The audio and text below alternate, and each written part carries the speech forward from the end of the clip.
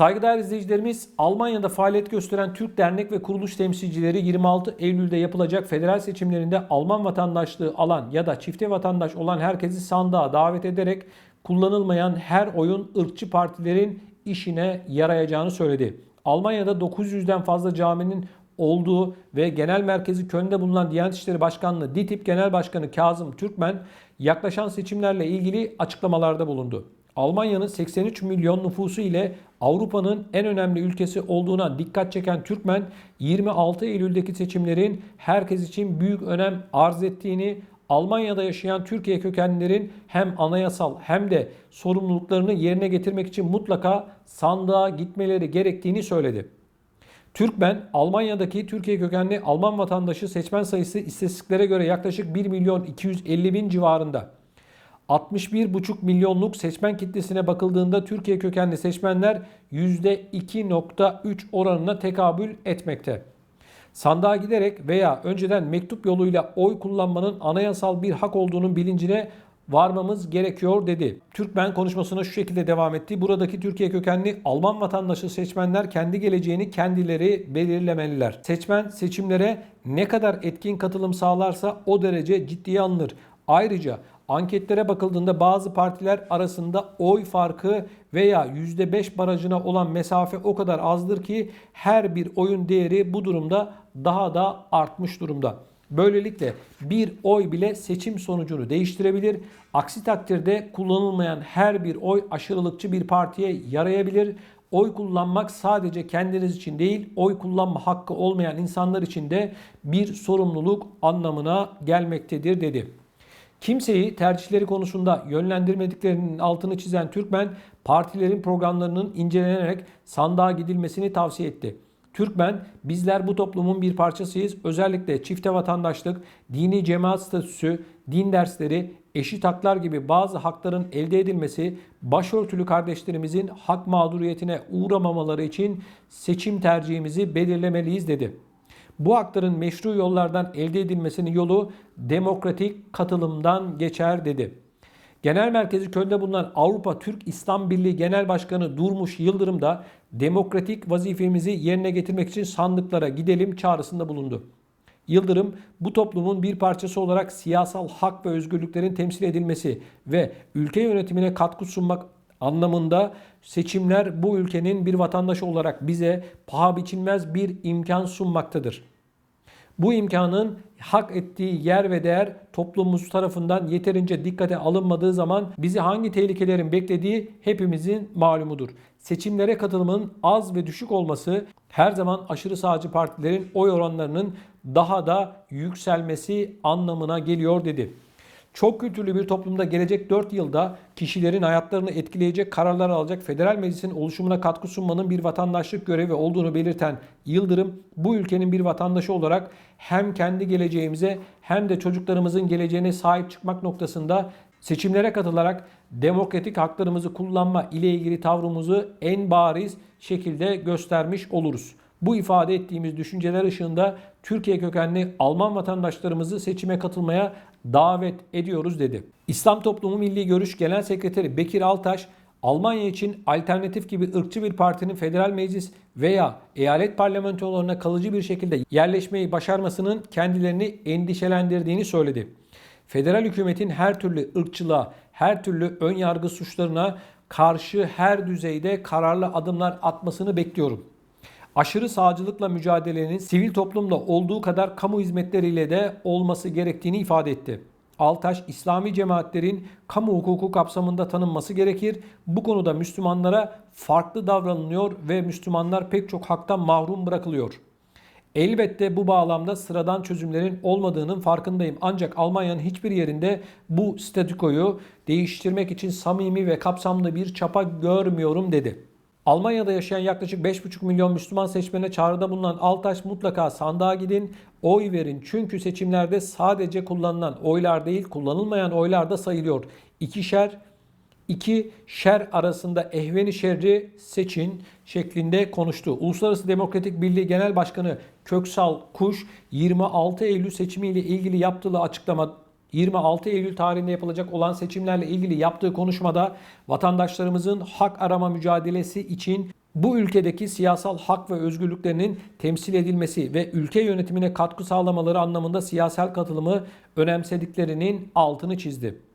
Kuş, son yıllarda Avrupa'da gittikçe sertleşen ve çirkinleşen göçmen karşıtı ırkçı siyasi söylemler bu ülkelerde yaşayan vatandaşlarımızın siyasal anlamda daha güçlü temsile ihtiyaç duyduğunu ortaya koymakta olup siyasete ilginin ve aktif katılımın arttırılmasına yönelik çalışmaların arttırılmasını kaçınılmaz kılmaktadır değerlendirmesinde bulunduğu 26 Eylül'deki seçimlerle ilgili yürüttükleri çalışmalar hakkında bilgi veren Kuş, partilerin seçim beyannamelerinde ülkede yaşayan Türkler ve diğer yabancıların dikkate alınmamış olması üzerine tüm partilere gerek doğrudan Türkleri ilgilendiren gerek yaşadığımız ülkenin sorunlarıyla alakalı 10'ar adet soru içeren mektup ve e-mail göndererek Türk toplumunun demokratik hakkını kullanacağını ifade ettik diyor. Şimdi bakın değerli izleyicilerim, Sayın Başkanların açıklamaları evet önemli ve gerçekten bilinçli bir seçmen halinde, bilinçli bir birey olarak hareket edilmesi yönünde telkinde bulunuyorlar. Şimdi bunda bir problem yok. Şimdi bakın, ırkçılık Almanya'da patlamış vaziyette. Avrupa'nın pek çok noktasında böyle ama Almanya'da özellikle bu koronavirüs döneminde adeta patladı. Günde en az polise ya da adli makamlara yansıyan 3 tane ırkçılık olayı var. Yansımayanlar en az bunun 5 katı. Bakın, en az 5 katı. İş yerinde, okulda, hastanede, pastanede, postanede her yerde ırkçılığı görebiliyoruz. Şimdi bakın, Müslümanlara ve Türklere, göçmenlere yönelik Avrupa Birliği'nde gerçekten bir ikinci sınıf insan muamelesi var.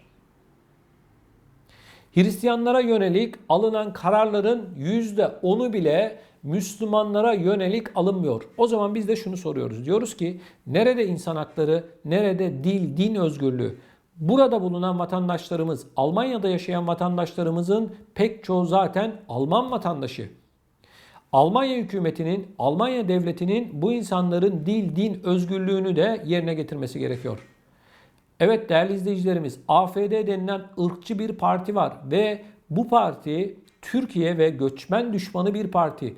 Ama üzülerek görüyoruz ki bu AfD'nin her seçimde oyu artıyor. Evet, ırkçı bir parti, açık bir şekilde zaten ifade ediyorlar. Biz Alman ırkından başka hiçbir ırkı Almanya topraklarında görmek istemiyoruz diyorlar. Ona rağmen oylarını arttırıyor. Bu ne demek biliyor musunuz? Bir diğer anlamı şu. Almanya'da Alman halkının kendisi artık göçmen, yabancı istemiyor. Çünkü bu kadar oy aldığına, bu kadar milletvekili çıkardığına göre fikirlerini oy verenler de destekliyor demektir. Evet.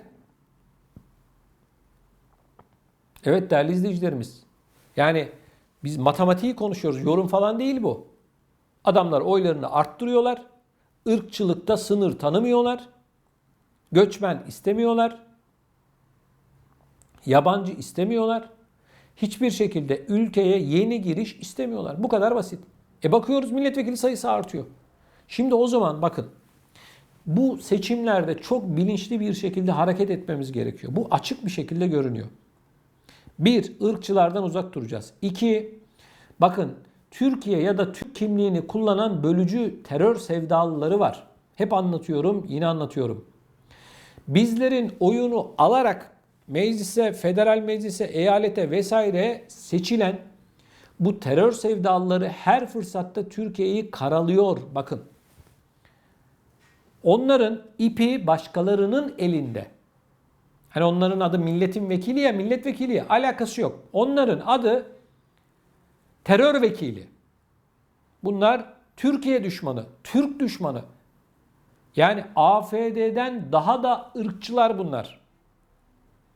Ama baktığınızda Türkçe konuşuyorlar. Türkçe konuşmasının hiçbir önemi yok. Bunların çoğu terör örgütü PKK'nın sevdalıları. Bunların çoğu Türkiye düşmanı. Ne diyoruz? Türkiye'nin bayrağını görmeye dahi tahammül edemeyen alçaklar bunlar. Her fırsatta Türkiye'yi karalıyorlar. O nedenle değerli izleyicilerim, onların o Türkçe konuşma, Türkiye kimliğinin arka planında bir de böyle bir terör sevdalıları olma durumu var. Aman siz olun. Sizlerden rica ediyorum. oy kullanırken bunlara çok çok dikkat edin. Bunlar Türkiye düşmanı. Bunlar AFD'den daha ırkçı, daha vurguncu, daha alçak bunlar. Evet, bunlar Türkiye'nin ekmeğini yemiş, suyunu içmiş. Bunlar şimdi Türkiye'nin en büyük düşmanı olmuş insanlar. Kimlerden bahsettiğimi biliyorsunuz. Almanya Federal Meclisi'nde dolu, eyaletlerde dolu bu hokkabazlardan. Türk deyip ya ben buna oy vereyim falan yapmayın kardeşim. Siz tabii ki sandığa gidin, oyunuzu kullanın ama kime oy verdiğinizi bilin. Aday kim? Araştırın. Kim ne yapmış, ne konuşmuş? Elinizde cep telefonu var, internet var. Her yerde bu insanların ne olduğu belli zaten. Bunlar terör sevicileri. Aman siz olun. Bakın bir yanlışlık yaparak bu Türkiye düşmanlarına oy falan, bu ırkçılara oy falan vermeyin. Maalesef değerli izleyicilerimiz tablo iyi değil. Avrupa'da ırkçılık artıyor. Türkiye düşmanlığı, Türk düşmanlığı artıyor. Özellikle de bu koronavirüs döneminde patlama yaptı. Aman aman aman diyorum.